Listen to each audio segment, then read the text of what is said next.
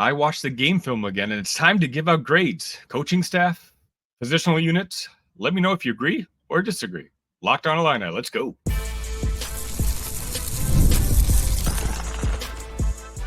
You are Locked On Illini, your daily podcast on the Illinois Fighting Illini. Part of the Locked On Podcast Network, your team every day.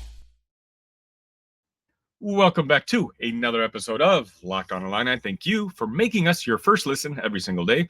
Simple reminder, we are free and available wherever you get your podcasts and on YouTube, part of the Locked On Podcast Network, your team every day. My name is Sunny Verma. You can find me at IlliniCast. You can find me at the Sunny V. And also, you can find me on Facebook and Instagram. A lot of you have already messaged me offering your support, so I really do appreciate that. Also, if you want to support the show and it costs you absolutely nothing, hit that like button, hit that subscribe button. This channel keeps growing, and it's all because of you guys. Thank you so much. We sincerely appreciate it. I hope you all enjoyed your long holiday weekend. I most certainly did. Got to go back home for a little bit, and as you can see, I'm still here until this evening when I'll be making that 16-hour drive back down to Austin. Today, we're going to be talking about the Illinois 45-0 victory over Eastern Illinois. I got to rewatch the game. Thank you, YouTube TV. And I have my positional grades ready for you. Who played well? Who didn't play well? What do I have to say about the coaching staff? I'd love to hear your feedback. I'm going to give out my grades, and I want to hear yours. Also, it's Tuesday. That means Big Ten Ted's going to be joining us, giving us a recap of Week 1, along with a preview of the biggest games for Week 2. Today's episode is brought to you by 5 Hour Energy. 5 Hour Energy fixes tired fast. With zero sugar and a convenient portable size, it's the perfect pick-me-up for getting stuff done. Go to 5hourenergy.com and use promo code LOCKEDONCFB to receive 20% off your order. This offer is only valid until September 30th on one order and cannot be used with other promotions. Go to 5 Hour Energy today. All right. Week 1 grades. First off, let's start with the coaching staff. So I said last week that I was expecting the Illinois coaches to keep things as vanilla as possible, to go out there, beat up on Eastern Illinois, and kind of just go vanilla the rest of the way. Don't put much on game tape to show the Jayhawks and their coaching staff to kind of be able to surprise them for a big Week 2 matchup coming up this week. Well, I think I was wrong. After rewatching the game tape from Game 1, it actually looks like the coaching staff went the opposite direction. We tried a whole bunch of different types of plays. We got a whole bunch of different guys involved.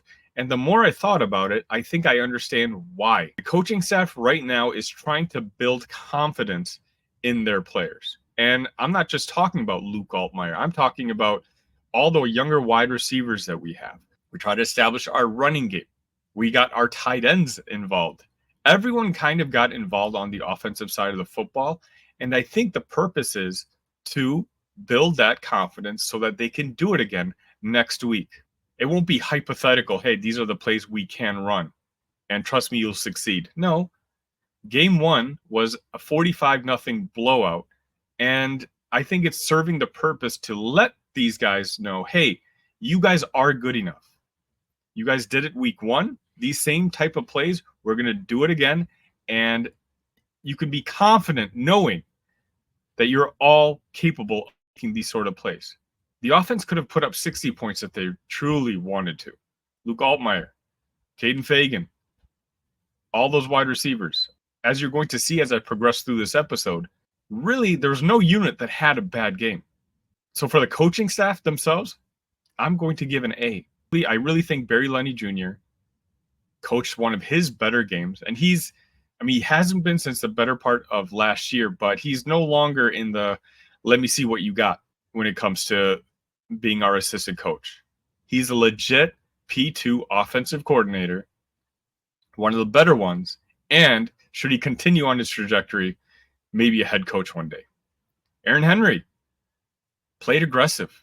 Now, granted, I do think after a rewatch that after that first drive, Eastern Illinois kind of went into a shell a little bit. They kind of just wanted to make sure nobody would get hurt. But 4 turnovers, caused by the defense. That's what we want our Illinois defense to look like. And so Aaron Henry, same thing. I'm going to give him an A as well. Next up, we'll go to the quarterbacks. Luke Altmaier and Donovan Leary got a couple throws in there as well. It's hard not to give them an A as well. I mean, I can't go A+ because I think it was on that third or fourth drive. Luke Altmaier threw a ball, which was pretty awful. And we were just very fortunate that the defender on Eastern Illinois didn't come down with it himself. And he followed that up with another bad throw. So it wasn't an A+ performance, but 19 for 24 for 213 yards, 4 touchdowns, which is his career high. It's hard not to give him an A. Donovan Leary, same thing. His numbers aren't as gaudy, 2 for 5 for 29 yards. But if you recall, a couple of wide receivers dropped 2 of his passes, which could have made his numbers look a little bit better. Illinois is going to be counting on their running backs a whole lot this upcoming year. And if week 1 is any sort of indication, I think we're going to be okay. The running back room, for me, gets an A+. Caden Fagan and Lawfrey both had outstanding games. Caden had 108 yards, while Lawfrey ran for a career-high 79, and Lawfrey also had 2 catches. But it was one of those where Caden obviously looked like he was on a different level from everyone else on the field. I said this in the post-game. When he has the ball, once he gets 5 to 7 yards of momentum, he just gets faster and faster. And while he made Eastern Illinois look like school kids, I think more often than not, he's going to make other Big Ten teams look the same way. He's just incredibly tough to bring down at 6'3", 250 pounds. How other teams let Brett get Caden Fagan, I don't understand. Josh McCray got a couple carries, 5 carries for 13 yards, did score a touchdown, and it was nice to see Khalil Valentine. The true freshman had 4 carries for 18 yards, and you can kind of see the star potential down the road for Khalil. Overall, running back room, there's 0 complaints. I think they were probably the best unit on the field. That's a good thing because we're going to be counting on them to be one of the better units every game moving forward. The wide receivers, another A. I know I'm repeating myself, but remember, guys, this was a 45-0 victory. It was impressive both on the offensive and defensive side. It's hard for me not to give an A to the wide receivers as 8 different guys caught balls. Pat Bryant had 5 for 63 and 2 touchdowns. Malik Elzy had 2 for 51 and a touchdown. We had Zachary Franklin get a couple catches, 2 for 28. Maybe wasn't involved as much as I expected, but this could have been a game where, again, the coaching staff and Luke had a game plan to go in different directions because we know Zachary is going to be there when we need him in games like Kansas coming up or when the Big Ten schedule starts. I think it was a great game, not just catching, but even on the blocking side. The wide receivers did exactly what they were supposed to do, and I'm just going to give them an A as well. The tight ends, I'll give a B+ to. As much as I want to give an A, I think the game that we saw on Thursday is probably what we can expect out of the tight ends moving forward, especially with Cole Rusk being out for the year. Obviously, Tanner Arkin had a touchdown catch, but really when it comes to production, that was pretty much it. Carson Goda had a 18-yard catch later on in the game, but it's the blocking which the tight ends excelled at, and that's kind of what we're going to be counting on them for this year, especially as I mentioned earlier, how effective that running game was. These guys that we have currently playing in the tight end room did their job, and the expectations are a little bit different now that Rusk are gone, and for what we asked of them to do on Thursday and what we'll probably ask for them to do moving forward, the tight end group did what they needed to, and I'm going to give them a B+. The offensive line, I'm going to give a B. You had some very strong individual performances, but I don't know, maybe my expectations were just a little bit higher in the sense where how much I heard that how good the offensive line was going to be this year. I kind of wish I saw a little more domination at the line when it comes to playing an FCS team. Now, granted, we were clearly the better unit, and I'm not saying that that unit played bad by any stretch of the imagination, but I wanted to see a full all-on-out dominating performance, and I don't think I saw a dominating performance. I simply saw a very good one.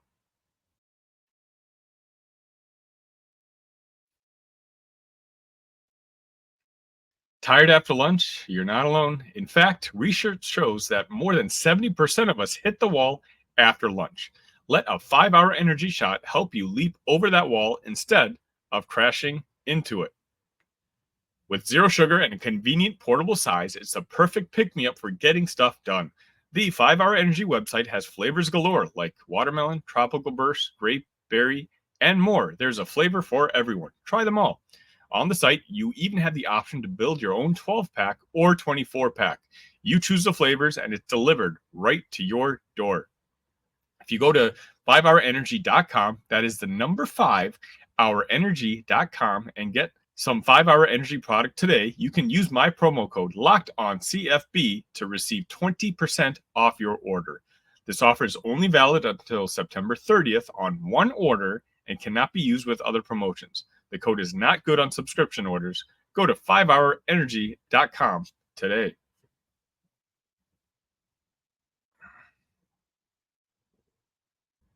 So let's switch on over to the defensive side of the football. We can start with the defensive line, who I'm going to give a B+, kind of for the same reasons I gave the offensive line. They had a good game. Gabe Jackas had one of his finest games of his college football career. But the defensive line is probably the unit I'm most concerned about coming into this year. So what I was really hoping to see was kind of a dominant performance. We're a lot bigger than Eastern's guys. So I wanted to see a 45-0 type of dominance from our defensive line over their offensive line. Didn't quite happen. At least the stats don't suggest it. Again, by no stretch of the imagination did the defensive line have a bad game. I guess I was simply just hoping for more. Linebackers, we'll go with B+ here. It's hard not to give credit to Dylan Rosiak, who might have been the second best player on the Illini on Thursday night. He just had a fantastic game. You didn't see much of the linebackers on Thursday, but what you saw from Dylan was extremely impressive. Cornerbacks, I'm also going to give a B2. Now, Tyler Strain obviously was hurt, which was kind of a surprise, so he didn't play. I don't think it's anything major. I think this was more precautionary, and of course, we want Tyler playing against Kansas's loaded offense. But overall, the unit played very well. They did force a fumble, and Patterson did have a couple plays where I'm sure once they're reviewing the tape, he's going to not be very happy about. But all in all, the unit had a pretty solid day. You had a couple interceptions. Melvin Scott was fantastic as safety. Matthew Bailey was making plays. Some of these plays, unfortunately, got called back due to penalties. But overall, a solid game by the defensive back room as well. So let me know what you think. I want to hear what your grades are for each individual unit. Am I way off on any of them? The grades are inflated a little bit. But again, that's what happens when you play a football game and come out on the victorious side 45-0. It was an A+ debut for the Illini. And in a lot of ways, I think it's going to help build confidence in executing some of the plays that we're going to need to execute next Saturday against the Kansas Jayhawks. So let me know who your player of the game is. My player of the game is probably Caden Fagan. I just think when he's on the field, we are a potentially dangerous offensive team.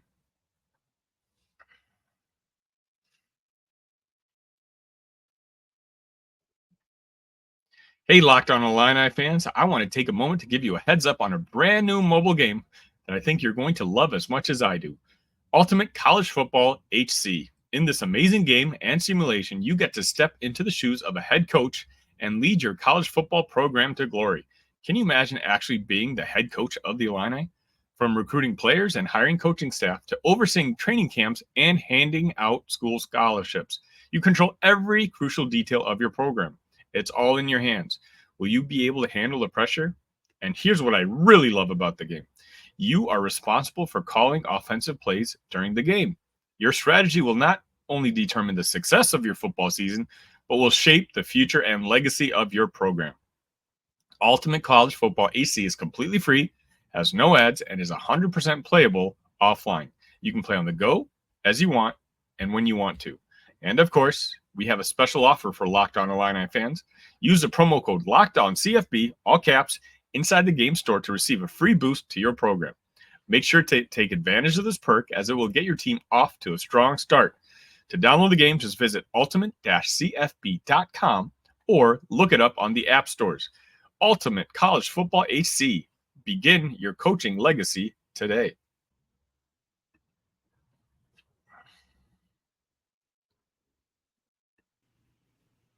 All right, it's Tuesday, and with Tuesday, of course, that brings Mr. Ted from the Big Ten Ted YouTube show. Ted, how goes it? I'm great. I'm great. I know everything is great in Illini Nation as well after week number 1. Man, it was a big time weekend, 18 games. I think I remember looking at the schedule, because we've got Maryland and Michigan State as a conference game. So I don't think we're going to get 18 games in terms of the Big Ten Conference for the rest of the season. So thank God for that, first of all, because that is a lot of football games. I'm glad they were spread out over 4 days. I think it was 4 days, right? Thursday, Friday, Saturday, Sunday. So we kind of move on. It's going to kind of shrink a little bit each and every single week. So, but I'm excited. This was, I think, week 1. We say, everybody's saying don't overreact, and I'm going to say this as well tonight on Big Nation. Don't overreact, but don't ignore what happened in week 1. You got to find that sweet spot. You got to find that balance. I'm sure we're going to get to it right when we talk about Illinois here in a little bit, and the rest of the conference as well. So, but teams, you got to build off of week 1. You got to fix some things in week 1. So there's certainly some interesting talking points of what happened this weekend.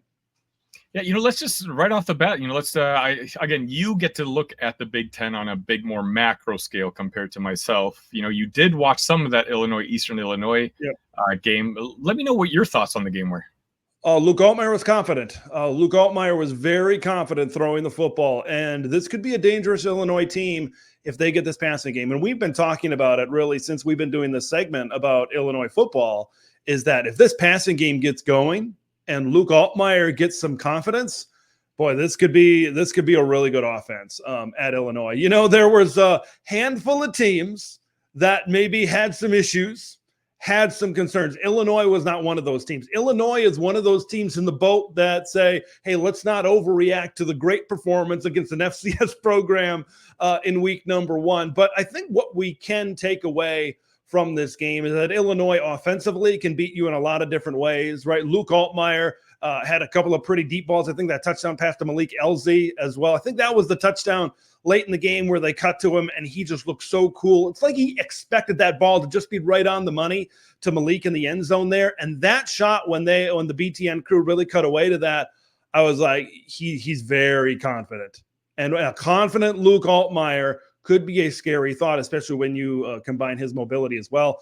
And then you combine Caden Fagan, what he showed with that downhill run game. I grew up in the state of Wisconsin watching Barry Alvarez football in the late 90s and the early 2000s. And I'm not saying these guys are a complete copy and paste, but part of his game reminds me of a little bit of Ron Dane, right? Mm-hmm. A bigger guy. When Ron Dane got past that 3 to 5 yard mark and he wasn't touched, he was just running downhill. And it became so tough to bring down the Dane train, right, in Madison for those years. And when I look at Caden Fagan, if you don't wrap him up within those first 3 yards to 5 yards and you don't make a ton of contact, he can really build up a lot of steam in that freight train down the field. So he's obviously not at a Heisman Trophy level yet, like Ron Dane was in 1999 and 2000. But you can see that being that bigger body, being that bigger guy, man, when he gets ahead of steam,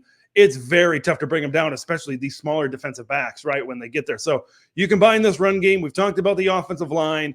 The weapons on the outside, I thought Pat Bryant looked really good. Really, really good. Zachary Franklin, I think, only had 2 catches. I think that touchdown, I think got overturned, if I remember correctly. So, so there's even more out there for this offense, right, with Franklin out there. So there's a lot to like here. There's a lot to like for the Illinois Fighting Illini. So my takeaway from this one is offensively, this is the performance that they needed going into this game against Kansas, where it might turn into an offensive showcase. Yeah, I mean, Illinois, or should I say your first place Illinois Fighting Illini, if you screenshot that record right now while we can. They had a great first week, but you know what? So did the Big Ten, 17-1.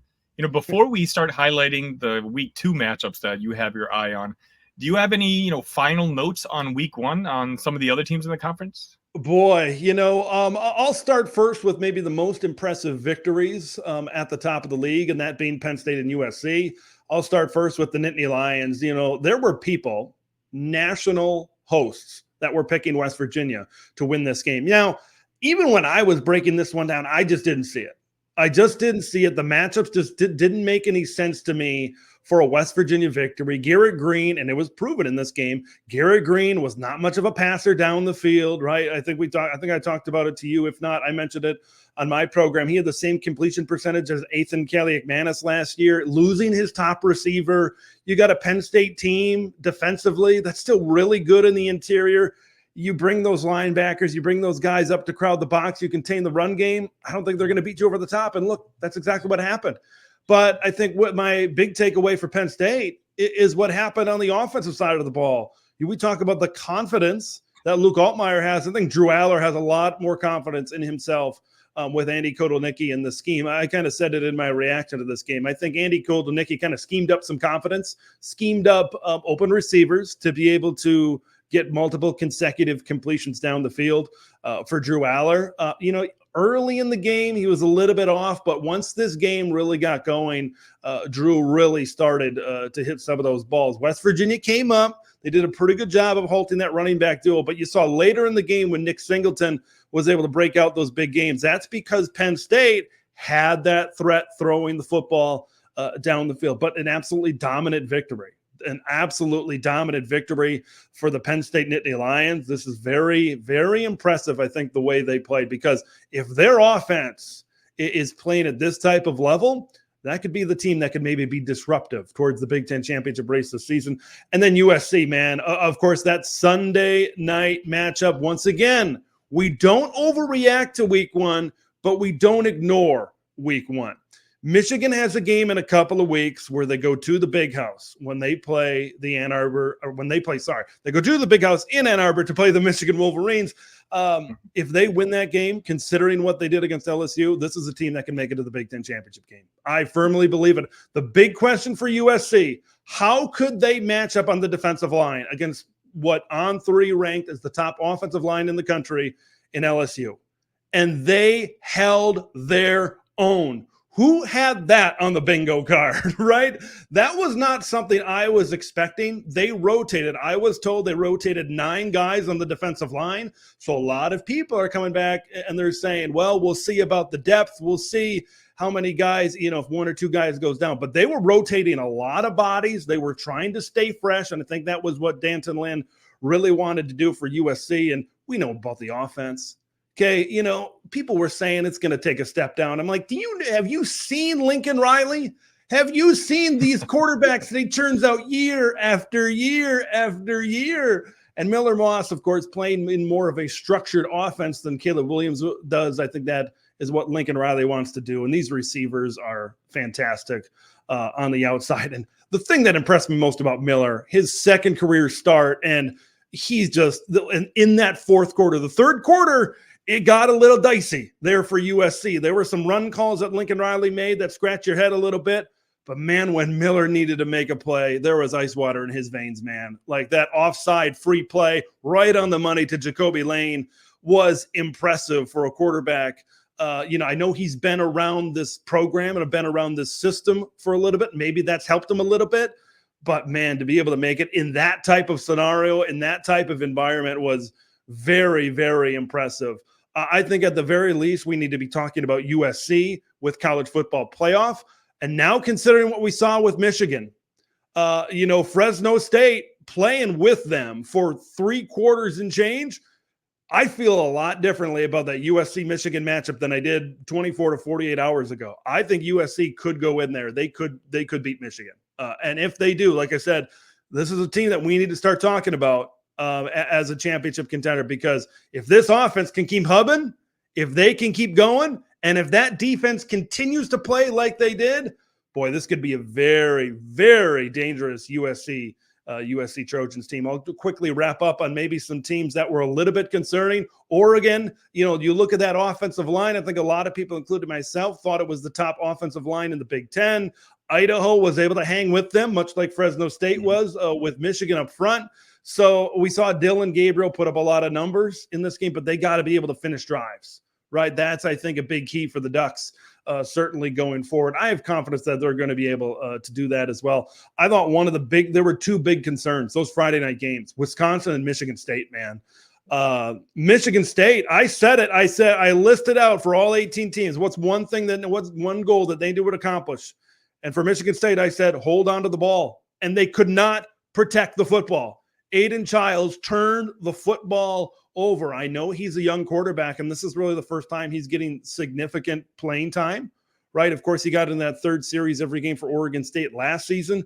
But, man, they got to find a way. I think they got some things on offense, and I think they showed that when they were able – but, man, he's a gunslinger, and could it get him in trouble the rest of the year?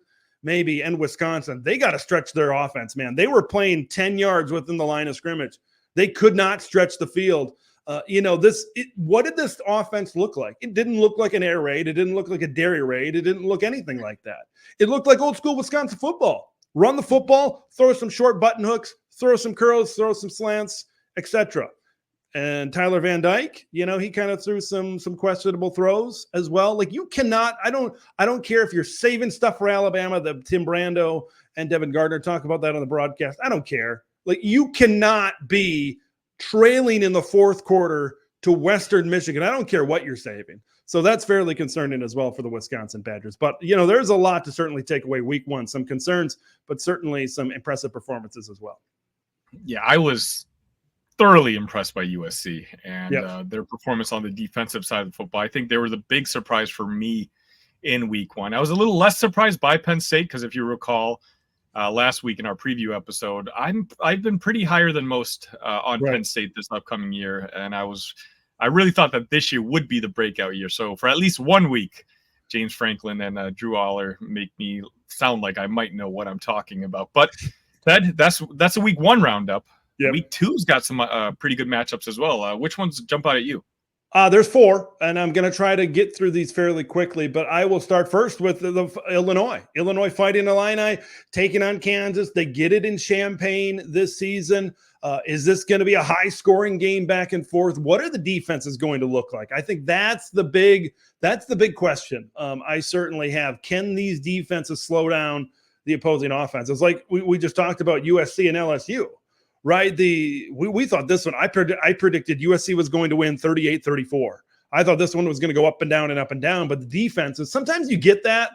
And that was maybe a game where, both teams had the whole offseason, put their defenses together, watched film on both of these teams last year. So they were prepared, right? With, because sometimes you get that with a bowl game, right? And then now you don't get as much maybe with the playoff, but with that 3 to 4 weeks to prepare, all these offenses are going to put up so much points, and then you have all that time to prepare. Sometimes it doesn't go that way. But maybe that, you got a couple of FCS. I think Kansas played Lindenwood in week number 1. So maybe both of these coaches are certainly preparing for the other. I want to see Illinois run the football. I want to see them try to keep Kansas's offense on the field. You need to finish drives with touchdowns. That's going to be the key. I think play inside the red zone could certainly determine this one as well. Big noon Saturday, Michigan and Texas. We talked about it in the week 1 portion of this. Michigan's offensive line, I was hearing really good returns out of fall camp that says, hey, watch out. Michigan's offensive line can certainly, will they be a Joe Moore Award winner? Maybe not, but they're still going to be really good. Fresno State, much like Idaho with Oregon, Fresno State hung with them in the interior for 3 quarters and change, and then they eventually got worn down a little bit there in the fourth quarter. But, I look at this quarterback situation for Michigan with Davis Warren getting the nod right now over Alex Orji. I watch both of these guys, and I'm like, I think this was a competition because I don't think either of these guys right now is all that great, right? I think it was close and went down to the 11th hour because the one could not separate from the other. So I think there's some concerns at quarterback. I think there's some concerns on the offensive line. Defense, Will Johnson, he's such a stud back there. The defense is still great. Ken Quinn Ewers and this Texas passing attack put enough up and put enough stress on Michigan's defense where they have to end up making stops. Basically, is this going to be, with Iowa, we talked about it so much the last few years, the dam eventually breaks. They can hold on for just so long, and then eventually in the third and the fourth quarter, they just can't hold on anymore. I wonder if that's how this game is going to go, because, the game plan is very simple for Texas. Load up at the line of scrimmage, make them throw the football. It's so simple. And I talked about it, I think it was the spring, months ago, that says one of the worst case scenarios for Michigan is if their quarterback situation is not figured out.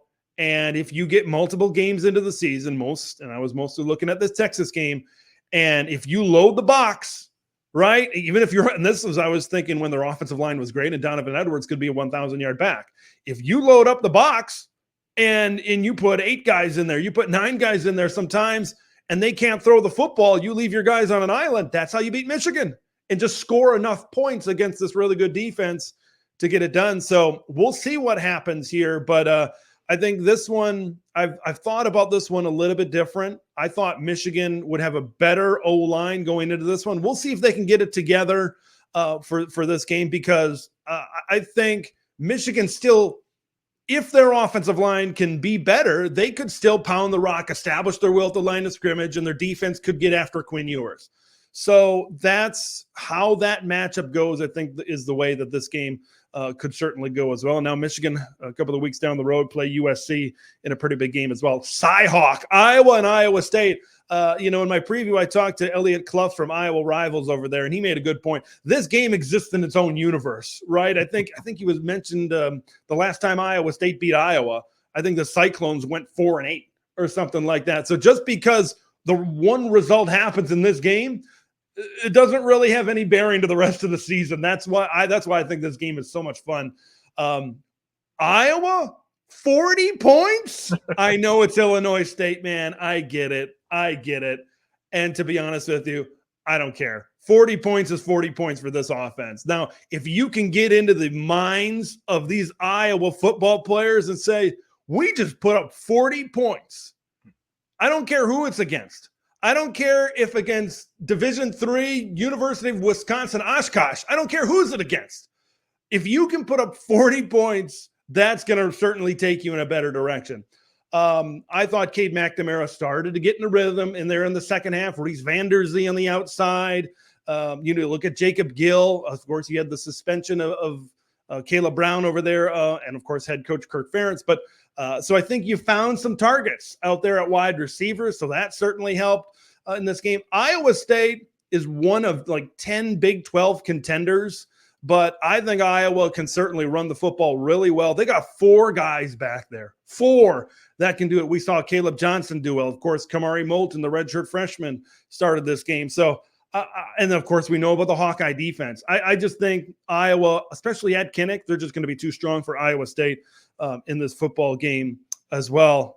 Maybe we buried the lead. Holy man. The hype train is rolling into Lincoln, Nebraska, baby. We've got the Nebraska Cornhuskers and the Colorado Buffaloes. Whoever wins this game, man, they're going to have the hype behind him, because you look at Dylan Raiola, his great performance. It's UTEP, but we still need to take that into consideration to say Dylan Raiola looked really good. And you talk about a run game like Iowa that can rotate 4 guys. Nebraska can rotate 4 guys. They ran the football extremely effectively against UTEP. And I think they've had a decent running game in years past, but now you got a capable quarterback And when you look at Jamal Banks and Isaiah Nair and others on the outside, this is a dangerous Nebraska football team. They are. I know we've sat here year after year after year and said, well, here we go. Nebraska again. They've got this hype. Something feels a little bit different. It's year 2 of Matt Rule. I think, I know the bar is not very high, but I think Dylan Raiola is the best passer maybe Nebraska's ever had in this program. Right. And once again, it's not saying much. They played option football until Bill Callahan came in 2004 or whenever it was. I can't remember. Sometime in the mid 2000s is when they really started to play more modern football. But man, I really like the way this team is built. I really do. And when you look at Colorado, look, Shedeur Sanders and Travis Hunter, those are dudes. They're great. And I'm going to be talking about this on Thursday on Big Nation, but I'll give you a sneak peek here. Going back to basketball, your viewers are very into hoops here on Locked On Illini. Remember when LeBron and Chris Bosh came with Dwayne Wade, did the Miami Heat? They formed that super team, right? Mm-hmm. What did that team have outside of those guys? They didn't have a whole lot, right? Now, salary cap, I get it. But I view Colorado as almost that NBA type of super team. You got Travis Hunter. You got Shedeur Sanders. What else do you got? What else do you got? The offense and defensive line, still issues. You have a North Dakota State team that pushed you to the brink. Look, I spent 2 years around this Bison football program. I was the least surprised out of anybody that this happened. I would have been surprised if this game was decided by more than 2 touchdowns. I would have been surprised if that would have happened. Look, Shedeur and Travis had a great performance, and the score was still the score at the end of the day. You bring in a Nebraska football team on the road, that place is going to be jumping, man. That is going to be one of the best atmospheres. Man, I wish I was at Memorial Stadium. It is going to be jumping at Nebraska. I find it very difficult. I think Nebraska, pin your ears back. Get pressure, overload this Colorado offensive line that won't be able to handle your defensive personnel up front. If Travis goes for 150, if he goes for 170, fine.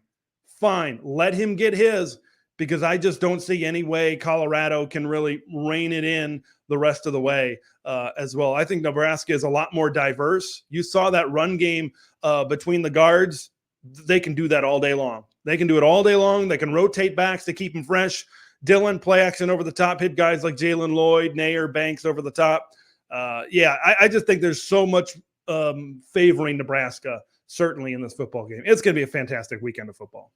And I think Nebraska fans have eyed this game since that loss last year. If you see these two fan bases go at it online, there's a strong dislike for one another. But last week my lock was actually Penn State's. I forget what the spread was now over West Virginia. This week it's Nebraska. I genuinely think that Nebraska's got a lot of that they're just going to kind of unleash on Colorado, and they're not going to waver. I think if they can put up 60, if they can put up 70, they're going to in Lincoln. They will. There's so much motivation. I talked to our good buddy John Johnston of Coordination on my Nebraska preview, and he was very passionate. And I think he represented that in this fan base. And I think, look, Matt Rule's not going to show it at the pressers. The players, if they're smart, they're not going to show it. Right. But in that locker room, that there is a lot of motivation. There is a lot of motivation. And, when you look at defending Colorado, I think they have the horses to be able to do it. I think they're going to be able, because we saw it last year. You get pressure on Shedeur Sanders, you're going to have success. Plain and simple. And I think Nebraska can do that defensively. I think they can run the football and keep the ball out of the hands of Shedeur Sanders, who's, let's be honest, okay, whether you like him or not, you have to admit the talent that is Shedeur. He's one of the best quarterbacks in the country, plain and simple, right? But it's like that super team. You take those guys out, or at least you contain one of them. It's going to go the other way. So. Nebraska's going off, I think, a 6 or a 7 point favorite right now. Yeah, I'd take Nebraska to be able to cover that as well as of right now. And then you have to think, what are people going to say? Now the hype train really gets onto Nebraska. Mm-hmm. Now the eyeballs are on you. Okay, that's when we're going to find out how good of a head coach Matt Rule is. because you've got you got 4 games, I believe, before they play Ohio State, where you've got the Purdue's, the Illinois, I think that's a Friday night game, Rutgers, Indiana as well, where, hey, we got to keep this thing going, avoid an upset, keep the team focused, keep the noise on the outside.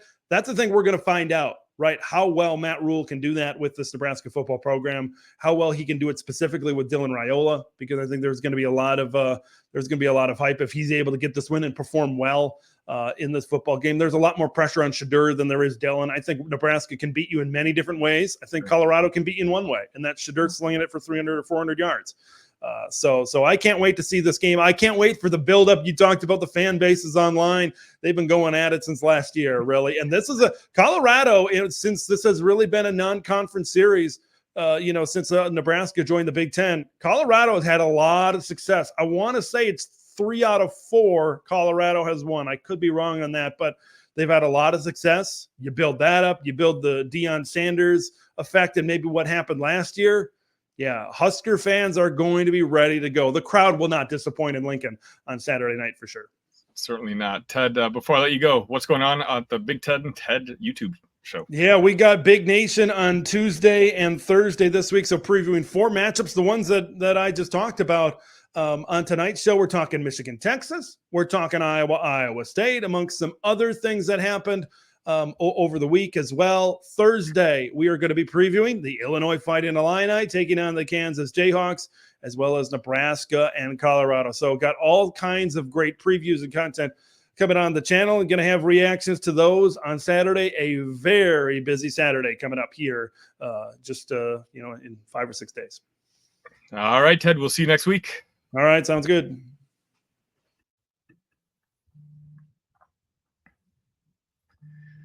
And that'll just about wrap it up for this extended edition of Locked On Illini. On your way out, please hit that subscribe button, hit that like button. Again, it costs you guys nothing, and it helps this channel grow so much. We're so close to, I believe, 1,100 subscribers. So please, let's make this the week to do it.